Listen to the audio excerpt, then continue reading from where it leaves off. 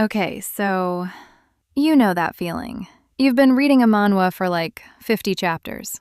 The MC has been humiliated, betrayed, stabbed in the back by people he actually trusted. And then finally, the moment comes. The person who did all of that is standing right there, and they're starting to realize what they just woke up. And something happens in your chest that's kind of embarrassing, honestly. Because you weren't the one who got hurt. You weren't the one who got betrayed. But it feels like you were. And the satisfaction hits like, okay, yeah, that. Why does that happen? Because it's not random.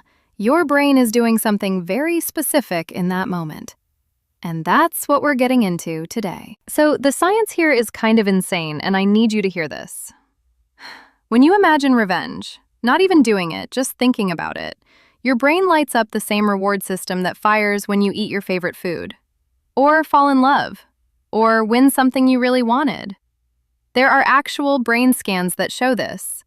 The caudate nucleus, which is part of your dopamine system, activates just from the anticipation, just from the thought of it, which means your brain isn't treating revenge like some dark, complicated thing. It's treating it like a snack, like, oh, that's going to be good. And here's the part that makes everything click.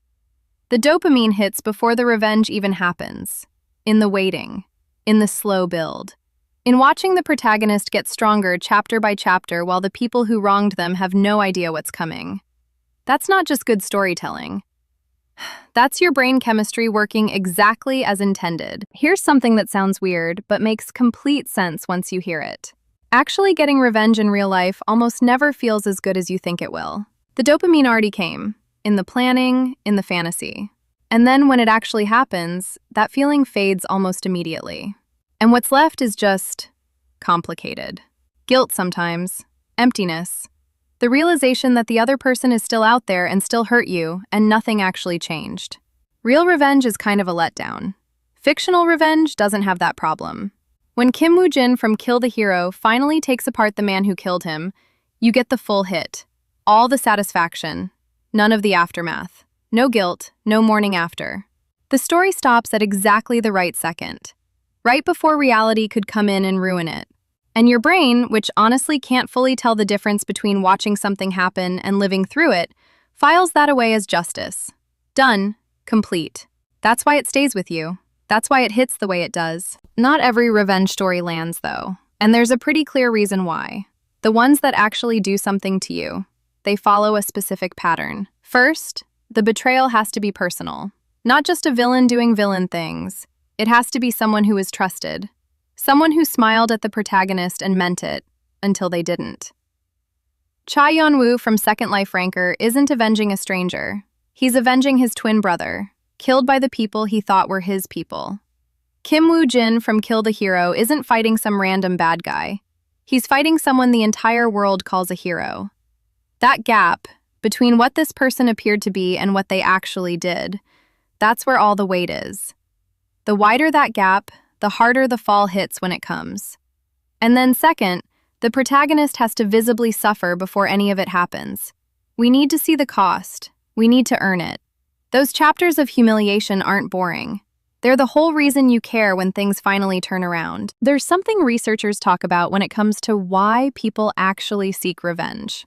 And it's not what you'd expect. It's not really about punishing the person who hurt you. It's about getting back something they took.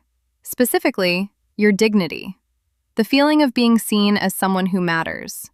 When someone publicly dismisses you, betrays you, humiliates you, they're not just hurting your feelings. They're making a statement about your worth. And the thing people want more than anything isn't for that person to suffer. It's for the record to be corrected. Which is exactly what the best revenge arcs in manhwa actually deliver. It's not enough for the villain to lose. They have to understand why they lost. They have to stand there and fully reckon with the fact that they were wrong. About everything. That moment, where the person who dismissed the protagonist has to look them in the eye and finally see them. That's the whole thing. That's what you've been waiting for. And when it lands, it doesn't just feel like a story beat. It feels like something got fixed. So why manhwa? Why not anime? Why not novels? Why not film? Honestly, the format. When a revenge moment happens in an anime, it's over in like 30 seconds and you move on. In a novel, it's filtered through description and you have to build the image yourself. But a manhwa panel just sits there. The artist made specific choices about exactly what expression the villain is wearing in this moment, how the protagonist is standing, what the lighting looks like, and you control how long you look at it. Nobody is moving it forward.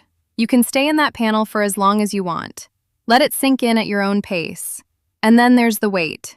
Weeks of chapters, sometimes months, all building toward one moment that the story has been promising you since chapter 1. Nothing in real life is structured like that. Real life doesn't set things up that cleanly, but manhwa does.